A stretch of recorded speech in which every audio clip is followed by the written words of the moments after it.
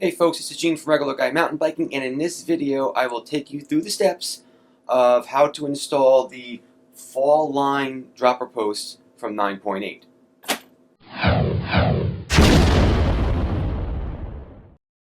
To get the install started, I attached my digit to my handlebars with the lever that came with the kit. There's also optional adapters you can buy if you want to mount the digit directly into your brake system. This is a matchmaker adapter. Again, optional adapter if you want to purchase those. With the digit attached to the handlebars, I then started to route the cable through the internal routing of my frame. Okay, not a big deal, just take your time and do this through your frame. And then once that is installed and installed through the frame, I did put an end cap on the end of the cable housing. Following that was some preliminary testing and cable routing adjustments. I ran the cable into the end of the digit and just did some basic testing to see how long the cable needed to be and make sure everything fit appropriately. As per the instructions, you're supposed to have 6 inches of extra cable from the top of the tube to the end of the cable housing. So I did measure that. Mine was 6 inches out of the box, so we're all good to go. Now it was time to assemble the quick connector onto the cable and attach the seat post. There's only 3 parts to this. It's pretty easy. Something to note, if you're going to be using the digit, which I'm using that lever, you don't need these 2 little grub screws. So you're going to want to remove those because you don't need those to lock the cable in. It's a really simple, slick design, very easy to use. There's this little T-nut, the best I can kind of say, that goes inside the quick connector, and you'll slide that inside, fits in there nice and smooth, and then you slide the whole thing together, and you need to screw that on top of the housing. Just take your time. You may need to use a wrench to put it together, but it's not a big deal. Once that's all done, you'll want to attach the seat post. You do the first part, screw it in, then the outer one, screw that in, and then once those are done, you'll gently slide the seat post into place, pulling the cable through, again taking your time, doing it nice and gentle, and putting the seat post into place. With your seat post in place, it's officially time to cut the housing and do those final adjustments to get that to the proper length. So you'll feed the extra housing through. You'll decide where you want to cut it by again doing some testing by turning the handlebars, making sure nothing gets pulled too taut. Okay, pretty much standard stuff over here. Once you find that correct length, you're going to want to snip the end of it with your cutters.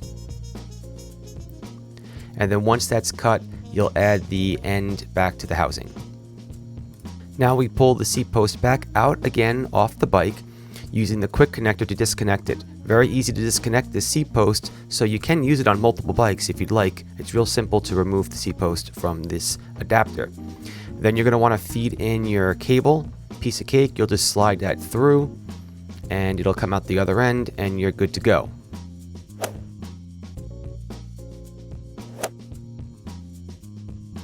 Now we swing back to the back of the bike again and reattach our seat post and put that back inside the seat tube. Again, very easy to attach this seat post, no big deal at all. Remember, when you do this, gently pull the cable through the bike frame. Take your time. It's not hard to do, but don't rush this. You don't want to kink up the cable. Okay, then just put your seat post back in proper place. Next, it's time to attach the cable to the actual digit lever. This is not a hard process. When you're doing this, there's actually a little tumbler that you're going to want to screw in. You can see that here. Just make sure that's in pretty far so that you can tighten the cable later on as it stretches. Then you just tighten the cable down with the set screw. With the cable attached, it's time for a quick test, and all looks good. To finish installing the seat post, I properly torqued down the lock collar around the seat post and the frame. With everything in place, it was just time to cut the end of the cable and attach one of those little end caps to the end of it so it doesn't unfray, just to kind of make everything all finalized. The fall line seat post does have an air chamber inside of it that needs to be filled up with a shock pump. So I attached my shock pump, and based on the instructions where you can see right here, you should inflate this up to 30 psi, so I did exactly that. Now with everything installed properly and the air inside of the air chamber, I wanted to give it one more test, so I did just that, and the seat post shot right up really fast. The instructions now ask you to do a full system reset, and that means hold down the lever and count to 10 Mississippis. 6 Mississippi, 7 Mississippi, 8 Mississippi, 9 Mississippi, 10 Mississippi. It was now time to attach the seat to the seat post, and 9point8 did a really good job with the fall line in this area of the product. Most seat posts make you use the same adjuster screws that adjust the seat's angle that also make it attached to the seat post. This is two separate sections, so you can attach the seat to the actual seat post. Notice how I can flip it up and down here, snap it in on the other side, torque it down, but I can still adjust the actual angle of the seat post without loosening the seat up at all. It's a really nice design. 9point8 offers an option with this seat post when you purchase it. You can get an inline clamp, or you can get an offset clamp to attach your seat post to the actual seat.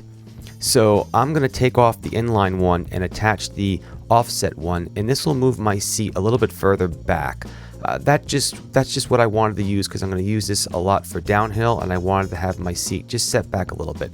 The cool part is that you have this option, and you can buy one seat post and really tune it in to handle your needs and just make it feel a lot more comfortable. So I thought this was cool, and this is an option when you order your seat post. I asked for both so I could show you what they both look like and just let you know that you have the ability to use different clamps. And then putting the seat on was a piece of cake, just like it was before.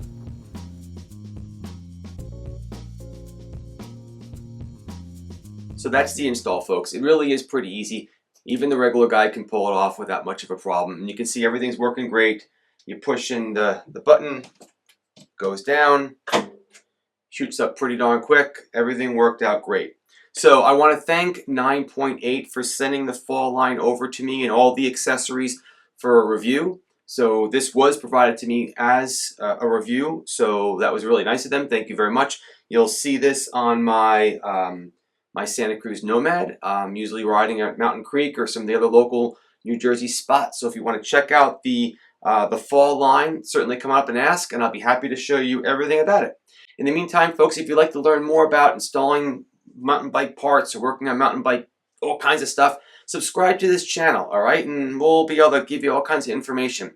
And I've got some other videos around here you might like. Just click on some of the buttons and you can watch some more stuff. Keep the party on the pedals, my friends. Thanks so much for watching, and I'll catch you later on. Bye-bye.